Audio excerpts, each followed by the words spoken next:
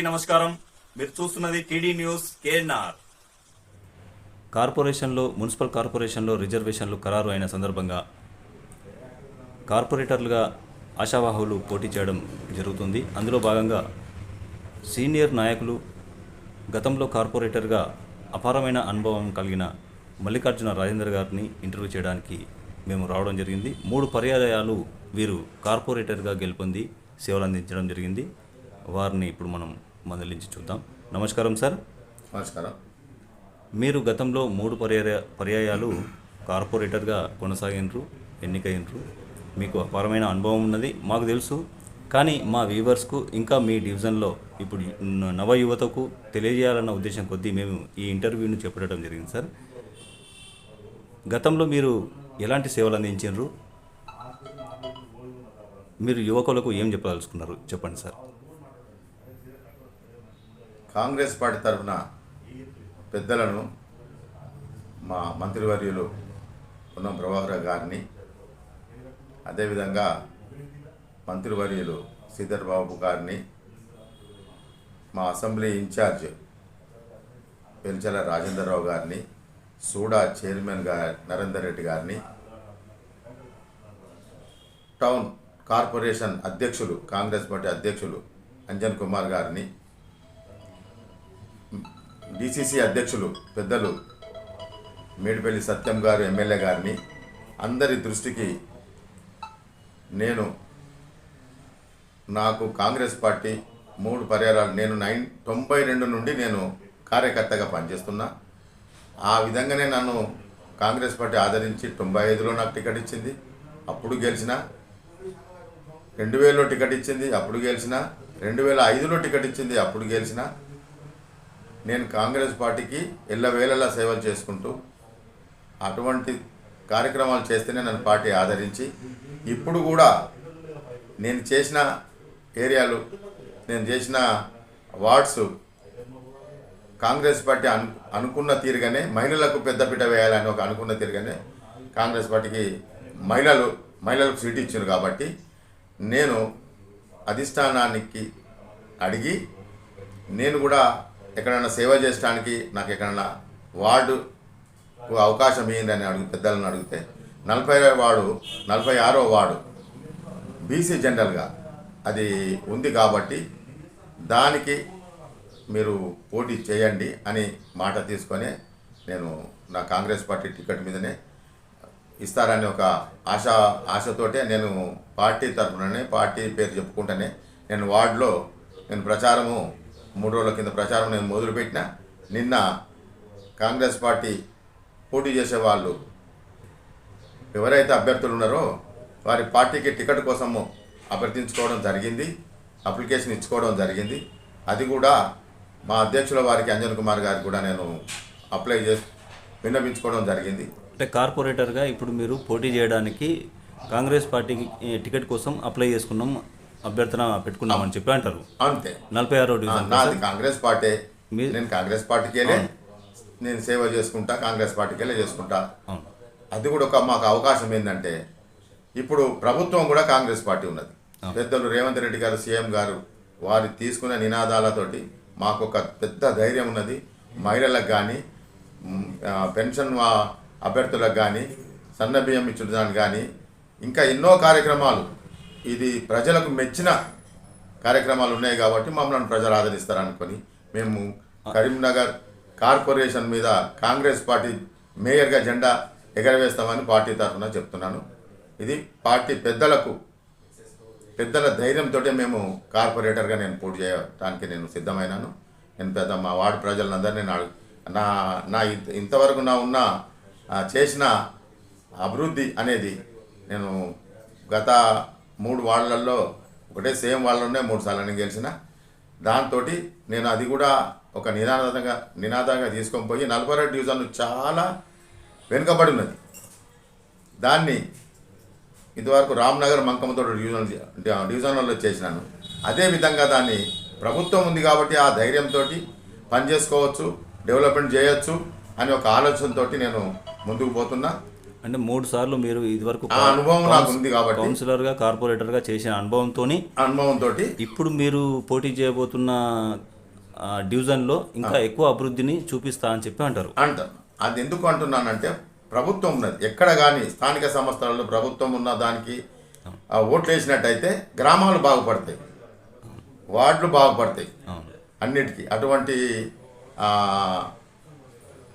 Congress party ప్రభుత్వం ఇప్పుడు ఉన్నది కాబట్టి ఒకవేళ మీరు గెలిచినట్లయితే ఆ ప్రభుత్వంతో పనులన్నీ చేయించుకోవడానికి ఆస్కారం ఉంటుంది. అందుకే ఆ ధైర్యంతో మేము ప్రజలకు ఎటువంటి సేవలు మాకు అప్పచెప్పినా మేము వాళ్ళ సేవలు మేము చేసడానికి మేము సిద్ధంగా ఉన్నాము. మేము రేపు కాబోయే మేయర్తో కానీ మాట్లాడి కానీ కాబోయే మా ఉన్న ఇప్పుడు మంత్రులతో కానీ ఇక్కడ ఎమ్మెల్యేలతో కానీ ఒప్పించుకొని కానీ మా వాడ ఈ పరిస్థితుల్లో ఉన్నది, దయచేసి మాకు చేయాలి అంటే కూడా మాకు అటువంటి వెసులుబాటు ఉంటుంది కాబట్టి మాకు అటువంటి అవకాశం ఉంటుంది కాబట్టి మాకు అది అభివృద్ధి చేయడానికి మాకు ధైర్యం ఉన్నది. ఇప్పుడు ఈ మీడియా ముఖంగా మీరు మీ డివిజన్లో ఇప్పుడు పోటీ చేస్తున్న మీ ప్రజలకు, ఆ డివిజన్ ప్రజలకు ఏం చెప్పదలుచుకున్నారు? ఇప్పుడు 46 డివిజన్ ప్రజలకు వాళ్ళ మనిషిగా ఆ వార్డు పెద్దలు చిన్నలు అక్కలు చెల్లెళ్ళ మనిషిగా నన్ను ఆదరించమని చెప్పేసి నన్ను ఆదరించినట్టయితే, నన్ను గెలిపించినట్టయితే ఆ వార్డును ఏ రకంగా నేను అభివృద్ధి చేస్తానో ప్రజల ఆలోచనతోటే ప్రజల అభిప్రాయాలతోటే నేను ముందుకు తీసుకెళ్తా అభివృద్ధిని. ఇప్పుడు అక్కడ సమస్యలు ఏమేమి ఉన్నాయో మీకు ఏమన్నా? అక్కడ నేను ఒక 2 రోజులు 3 రోజులకి నేను తిరుగుతున్నాను సార్.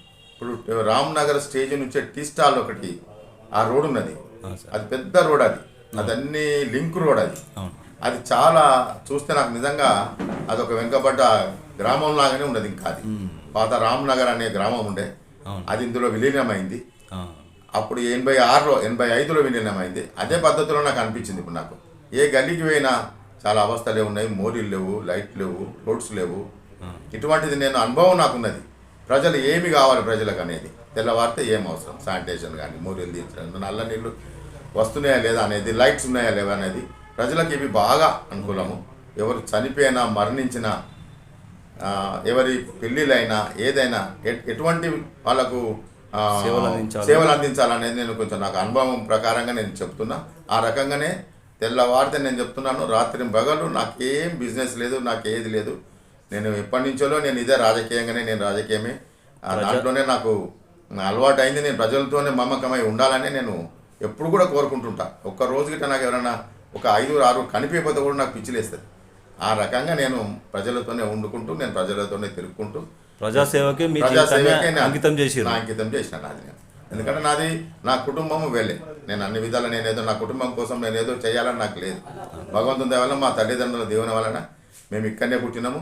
బంకమ్మ తోట మీద వాస్తవ్యంలో మాకు ఇక్కడనే వ్యవసాయంలో వెనకట ఇప్పుడు మన మంత్రివర్యులు పొన్నం ప్రభాకర్ గారి కుటుంబం కూడా చిన్నప్పటికెళ్ళి మేము కలిసి ఉన్న కుటుంబాలు మాకు అట్లా ఏదున్నా మాకు ఒక వరుసలతోటి అన్న తమ్ముడు పెద్దనాన్న చిన్నాన్న అన్న ఒక వరుసలతోనే మేము మెదులుకుంటూ వాళ్ళని చూసుకుంటూ వాళ్ళ ఎదుగుదల చూసుకుంటూ వాళ్ళ పద్ధతిలో వాళ్ళ నడవాలని మేము.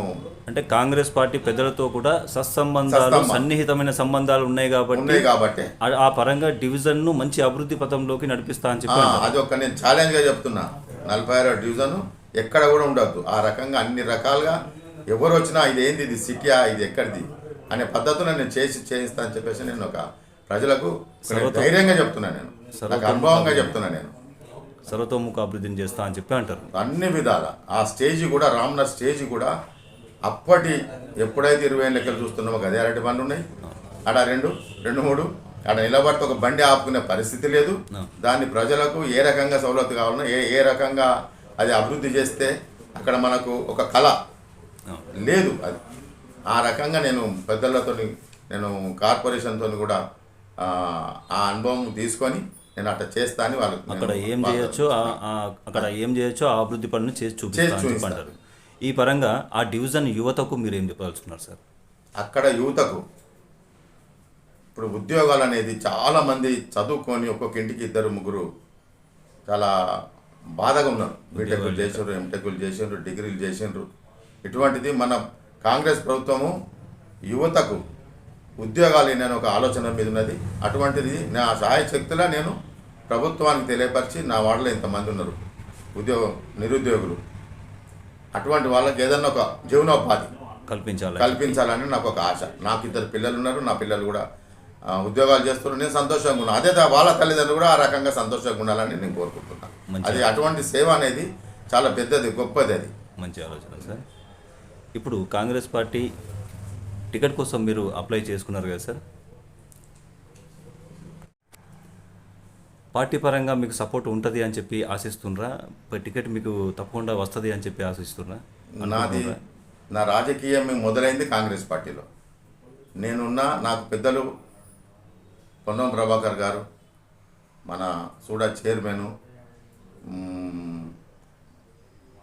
శ్రీధర్ బాబు గారు, ఇక్కడ ఇన్ఛార్జి రాజేందర్ రావు గారు, తమ్ముడు మా ప్రెసిడెంట్ అంజన్ కుమార్ గారు, డిసిసి అధ్యక్షులు మెడిపల్లి సత్యం గారు, వీళ్ళందరి దృష్టిలో నేను ఒక వర్కర్ అనేది తెలుసు.